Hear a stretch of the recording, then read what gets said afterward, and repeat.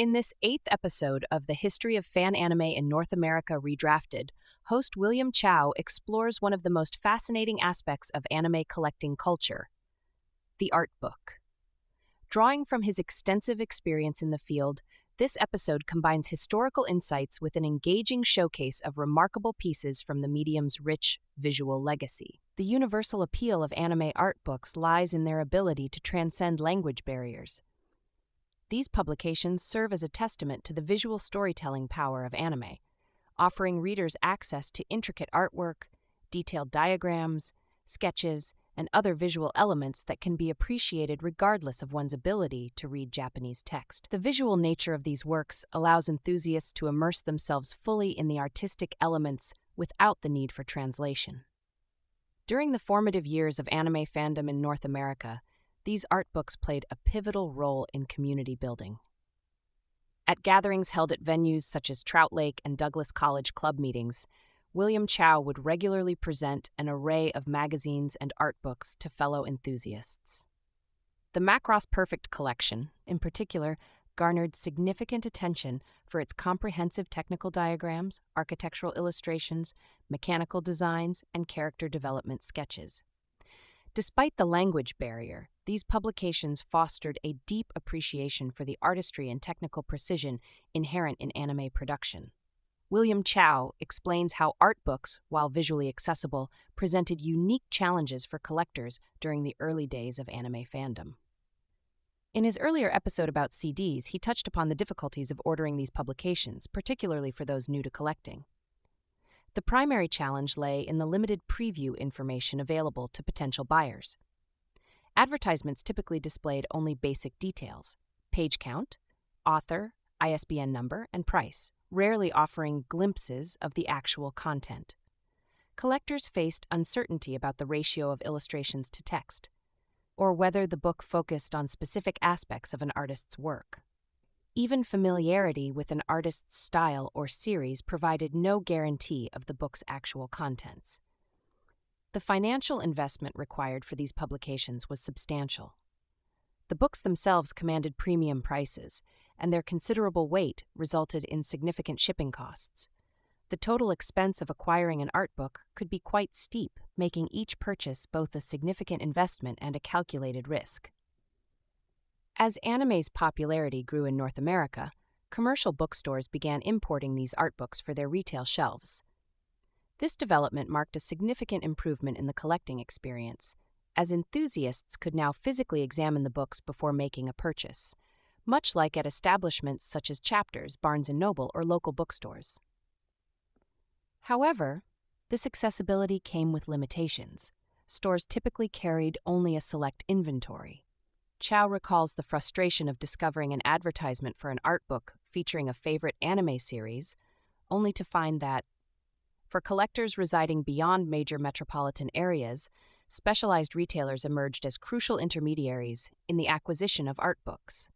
Notable establishments such as Kinokuniya, Vancouver's Sophia's Bookstore, and the Iwase bookstore chain at Richmond's Chinatown Center, formerly the Yauhan Center, provided essential ordering services. In the United States, pioneering retailers like Nikkaku Animart and Books Nippon facilitated importation. William Chow explains that for enthusiasts living away from these metropolitan centers, mail ordering remained a calculated risk without the ability to preview purchases firsthand. The investment in these publications, while carrying inherent uncertainties, frequently yielded substantial rewards. Successfully acquired volumes held particular sentimental value due to the considerable effort and resources invested. The artistic community particularly valued these collections, utilizing them as comprehensive references for studying various techniques in drawing, painting, and sketching. This educational dimension continues to contribute significantly to the enduring popularity of art books. The limited English translation of these publications, a characteristic trend dating back to the late 1980s and 1990s, proved inconsequential to their appeal.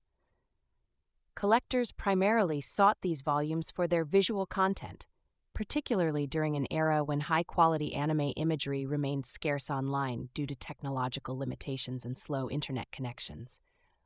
Artbooks emerged as the premier source for superior artistic content. The technological landscape of the period presented significant constraints. The absence of modern image search capabilities, exemplified by platforms like Google Images, meant enthusiasts could not simply search for series like Sailor Moon. To access galleries of screen captures, book scans, or fan art typical of modern platforms like DeviantArt.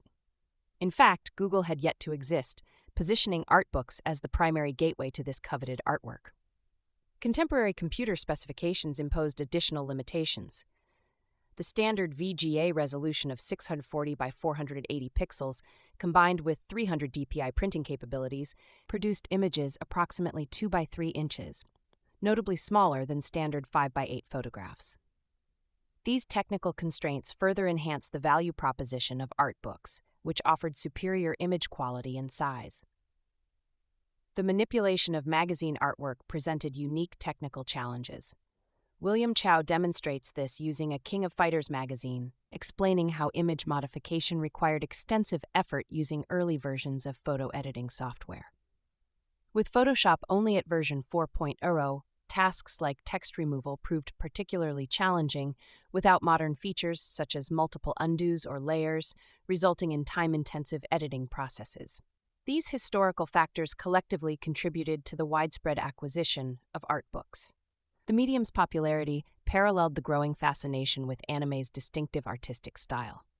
William Chow presents a remarkable piece from his collection, an issue of X-Men, illustrated by renowned Japanese artist Kiya Asamiya, known for his work on Silent Mobius. During this period, Marvel and DC Comics maintained their dominance over the comic industry, collectively controlling approximately 80% of the market share. Publishers such as Viz and Tokyopop operated on the periphery of the industry, maintaining relatively minor positions in the marketplace. The surge in anime's popularity presented a unique challenge for Marvel and DC Comics, as their portfolios lacked anime-influenced content. In response to this emerging trend, these industry giants began recruiting prominent Japanese artists to reimagine their iconic characters in the distinctive anime style. For this particular issue of Uncanny X-Men, Asamiya brought his considerable talents to both penciling and artwork. The pages clearly display his signature artistic approach, bearing striking similarities to his work on Dark Angel and Silent Mobius. The quality of execution is particularly noteworthy. During San Diego Comic-Con, where Chow acquired this issue, Asamiya demonstrated exceptional accessibility to fans. When not engaged at Marvel's official booth, the artist could be found at various other locations throughout the convention, promoting additional projects, including Dark Angel figurines. He was at another booth promoting various products, including Dark Angel figurines. He was very approachable, making it easy to get autographs and signatures from him. I managed to get lots of great items signed at San Diego Comic-Con during his appearance. Here's another interesting story about him. While he's known for Silent Mobius, another artist named Mishita Kikuchi also does illustrations for Silent Mobius and Borgman. Their work is very similar in style, though those with a keen eye can spot the differences. One running joke was that since no one ever saw Asamiya and Kikuchi in the same room together, people speculated they were actually the same person. Of course, without the internet and tools like Wikipedia back then, there was no easy way to verify this. Though even with Wikipedia today, who knows what's true online, right? I really enjoyed the artwork from these artists. And then at Comic-Con, I came across something interesting. In this segment, William Chow presents a notable doujinshi titled Essentia, a Silent Mobius fan comic crafted by artist Takuya Fujima. The artist demonstrates remarkable skill in capturing the distinctive Silent Mobius aesthetic. Chow notes that due to mature content, viewers should exercise discretion when researching this publication. For enthusiasts of Silent Mobius artwork, these doujinshi and Artbooks represent a valuable collecting opportunity. The documentary explores how doujinshi became increasingly prevalent at major conventions during this period, including San Diego Comic-Con, Anime America, and Anime Expo. Chow explains that this proliferation occurred as convention attendees began traveling to Japanese events like Comiket, acquiring popular titles that resonated with North American audiences. The imports included fan works based on prominent properties such as Sailor Moon, Street Fighter, and King of Fighters. While these items often commanded premium prices in the secondary market, they remained highly sought after by collectors. Among Chow's notable acquisitions was a rare space cruiser Yamato, known in North America as Starblazer's doujinshi. Speaking of games, I recently did a collaboration with Happy Console Gamer. Definitely check out his YouTube channel if you're interested in video game content. I'm also a gaming enthusiast, and one of my first video game art books was quite interesting. It was a Street Fighter II Turbo art book. I initially thought it would be filled with illustrations, but I was pleasantly surprised. The book actually contained detailed move lists, special combo guides, and a really cool Street Fighter II poster that varied depending on which version of the game you owned. The book packed in lots of valuable content, making it well worth the purchase. It even included a section of doujin artwork, where they featured fan submissions. This was particularly special because, without platforms like DeviantArt at the time, artists had limited outlets to share their work. Many people would send their drawings and fan art directly to production companies who would include them in dedicated sections of these books. Popular magazines like Animadia, New Type, and others all featured these fan art sections. In this segment, William Chow examines the evolution of video game art books in his collection. While the Street Fighter art book proved to be an interesting acquisition, it did not fully align with his collecting objectives. He notes that subsequent art book purchases would yield more satisfying additions to his collection, which will be detailed in a future episode of the series. Chow then presents one of his earliest King of Fighters art books, highlighting its significance as a representation of one of his preferred anime-style video game franchises. The volume stands as a particularly successful acquisition, featuring comprehensive artwork including illustrations of Chow, the character that would later inspire both Chow's online username and icon. While he maintains King of Fighters 94 as his preferred entry in the series, he reveals that his nickname derives from the 95 version, as evidenced by the logo displayed above. The art book exemplifies the particular artistic style that enthusiasts of the series sought to collect. Chow notes its exceptional production values, which leads him to discuss the broader category of deluxe, premium art book collections. While acknowledging that these special editions often command premium prices and can prove challenging to locate, he emphasizes their inherent value to serious collectors. As an example of these premium publications, he introduces the illustration book for Record of Lodoss Wars. As William Chow continues his exploration of art books, he transitions to showcase a remarkable piece from his collection.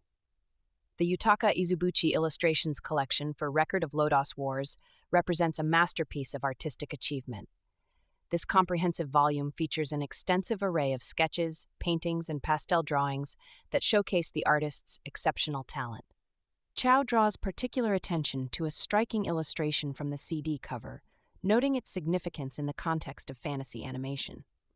Drawing from his experience as both a viewer and Dungeons & Dragons player, Chow provides an insightful comparison between this artistic work and the Saturday morning Dan D cartoons of the era. He observes that while those cartoons often fell short of expectations with their portrayal of fantasy elements, featuring improbable scenarios such as Tiamat pursuing an incompetent cavalier or depicting magic users with questionably low intelligence scores, the artwork in this collection maintains a higher standard of fantasy representation. In this segment, William Chow examines Record of Lodoss Wars, highlighting its remarkable fidelity to the classic Dungeons & Dragons framework. The first 5 minutes of the OVA series introduces viewers to an archetypal D&D party composition: the graceful elf, the uncoordinated fighter, the diminutive hobbit, the stalwart dwarf wielding his signature axe, the mysterious thief lurking in shadows, and the gaunt magic user whose physical appearance suggests an ascetic lifestyle. While these character archetypes might appear conventional to D&D enthusiasts, the series reimagines them through the distinctive lens of anime artistry. Though distinct from Tolkien's Lord of the Rings, the narrative presents a compelling medieval fantasy chronicling the events surrounding the cursed island of Lodoss. With its concise 13-episode format, the original OVA series stands as one of the most accomplished classic adaptations of Dungeons & Dragons themes in animated form. For viewers seeking fantasy gaming inspiration, this series presents an exemplary viewing experience. A television series was subsequently produced, featuring several character modifications, but Chow notes that the OVA series remains the superior entry point and more authentic adaptation. Your engagement with our content is invaluable. We encourage you to interact with our videos through likes and comments, as these actions significantly enhance our visibility on the platform, allowing us to reach a broader audience interested in the cultural impact of anime in the Western world. For those interested in supporting our research and production efforts, we have established various channels for financial contribution. Detailed information about these support options can be found in the video description below. To complement your viewing experience, we have compiled an extensive list of resources related to this documentary series, including a comprehensive episode guide categorized by topic. These materials are accessible via the links provided in the description. We also have Patreon featuring exclusive content and behind-the-scenes insights. This resource offers additional materials that enhance our documentary series, including extended interviews, archival footage, controversial content, and in-depth analyses.